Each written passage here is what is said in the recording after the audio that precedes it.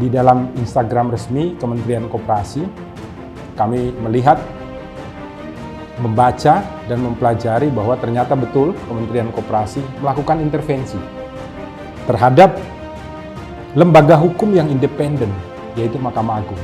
Apresiasi kami kepada Mahkamah Agung sekaligus memohon untuk Mahkamah Agung tetap berada sebagai lembaga independen. Kenapa demikian? Karena semua keputusan yang dikeluarkan oleh Yang Mulia Hakim pada Mahkamah Agung, irah-irahnya selalu adalah keadilan berdasarkan ketuhanan yang Maha Esa. Selamat siang ya teman-teman wartawan semua. Jadi hari Sabtu ini, di pagi hari ini, kami dari Law Firm Joseph Parera sekaligus Rumah Pancasila mengundang teman-teman sehubungan dengan adanya surat intervensi yang dilakukan oleh Kementerian Koperasi terhadap perkara kepailitan Koperasi Inti Dana Semarang. Jadi permohonan pailit yang dilakukan oleh 9 orang anggota Inti Dana dengan memakai kantor hukum kami dikabulkan oleh Mahkamah Agung berdasarkan pengumuman hasil putusan di website Mahkamah Agung dinyatakan dikabulkan setelah sebelumnya ditolak oleh Pengadilan Niaga pada pengadilan tingkat pertama di Semarang. Dengan demikian Koperasi Inti Dana dinyatakan pailit. Atas keputusan tersebut Kementerian Koperasi mengirimkan surat termuat ya di dalam Instagram resmi Kementerian Koperasi. Kami melihat, membaca, dan mempelajari bahwa ternyata betul Kementerian Koperasi melakukan intervensi terhadap lembaga hukum yang independen, yaitu Mahkamah Agung, dengan meminta agar Mahkamah Agung memberikan perlindungan terhadap putusan kepailitan yang sudah terjadi. Ini menunjukkan bahwa Kementerian Koperasi, poin pertama, melakukan intervensi terhadap lembaga yang independen, dan yang kedua, Kementerian Koperasi tidak mampu untuk menunjukkan contoh dan teladan kepada masyarakat cara mentaati aturan hukum. Oleh karena itu, klien-klien kami memberikan surat kuasa kepada kami, ada banyak ini di sini, untuk menyurati Kementerian Koperasi untuk melakukan klarifikasi. Jadi surat ini kami kirim ke Kementerian Koperasi. Suratnya temanya klarifikasi. Ini bukti pengirimannya sudah dikirimkan hari Jumat kemarin kepada Menteri Koperasi. Klarifikasi poin pertama, kami menyatakan bahwa Kementerian Koperasi tidak mengerti dan tidak mengetahui bahwa sebenarnya permohonan kepailitan ini diawali dengan proses pada tahun 2016 melalui PKPU yang disetujui oleh seluruh anggota Koperasi Inti Dana.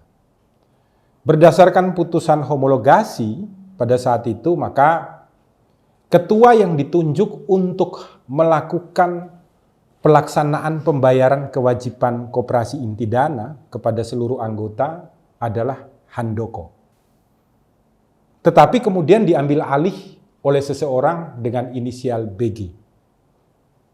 Dikuasai, karena memang pada saat itu Saudara Handoko ini berada di dalam tahanan lembaga permasyarakatan atas laporan yang dilakukan oleh klien saya berinisial T tentang penipuan cek yang dibayarkan senilai 16 miliar rupiah dan tidak bisa dicairkan. Dan si Handoko ini masuk menjalani pidana di dalam penjara.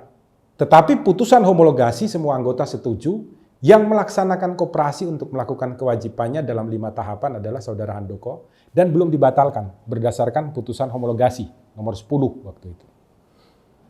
Nah, ketika diambil oleh saudara yang berinisial BG ini, kami telah berbicara baik-baik untuk melakukan kewajiban-kewajibannya. Tetapi dalam prakteknya tidak ada. Bahkan jatuh tempo terhadap klien-klien kami ini yang gelombang atau tahapan keempat masih ada 1 yang belum dibayarkan, dan untuk yang tahap kelima itu semuanya dilakukan pembayaran. Maka kemudian kami melakukan somasi. Jadi kami cerita kepada Kementerian Koperasi. Kami melakukan somasi terhadap koperasi. Dijawab oleh saudara BG ini, dijawab dengan mencabut status klien kami sebagai anggota koperasi. Ini bukti-buktinya ada ini. Ini yang ditujukan kepada klien kami yang berinisial I, kemudian ada yang berinisial T dan lain-lain. Dia mengatakan di sini dalam surat ini, keanggotaan Bapak I dicabut karena sudah tidak sejalan dengan visi misi KSP Intidana. Masih anggota belum dibayarkan.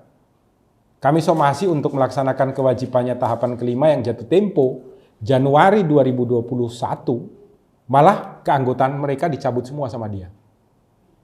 Karena keanggotaannya dicabut inilah maka kami melakukan upaya hukum. Memohon pilot ke pengadilan niaga. Karena ditolak, kami merasa diperlakukan tidak adil, maka kami mengajukan kasasi ke Mahkamah Agung dan dikabulkan Mahkamah Agung.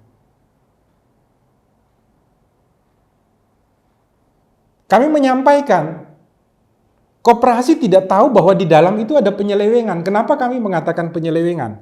Karena saudara Tatka sendiri, klien kami, ini melaporkan dugaan pemalsuan akta otentik ke Polda Jawa Tengah. Di Polda Jawa Tengah perkaranya berhenti.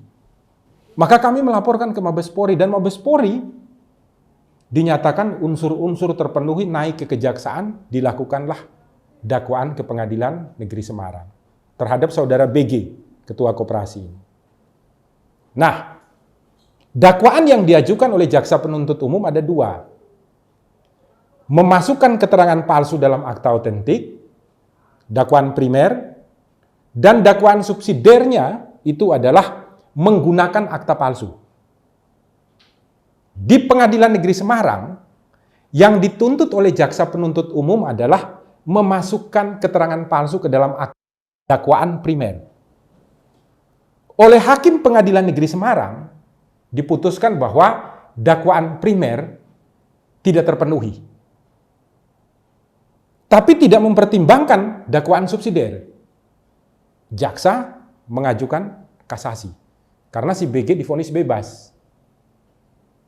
Mahkamah Agung dalam putusannya, ini saya sudah pegang, sudah ada statement, dan ini sudah diserahkan kepada jaksa penuntut umum hari Jumat kemarin. Dalam putusannya menyatakan bahwa saudara terbukti dalam dakwaan subsidiar, jadi bukan primer. Berarti betul dakwaan primernya untuk memasukkan akta palsu ke dalam akta otentik tidak, tapi menggunakan akta palsu terbukti. Maka yang bersangkutan divonis 5 tahun penjara.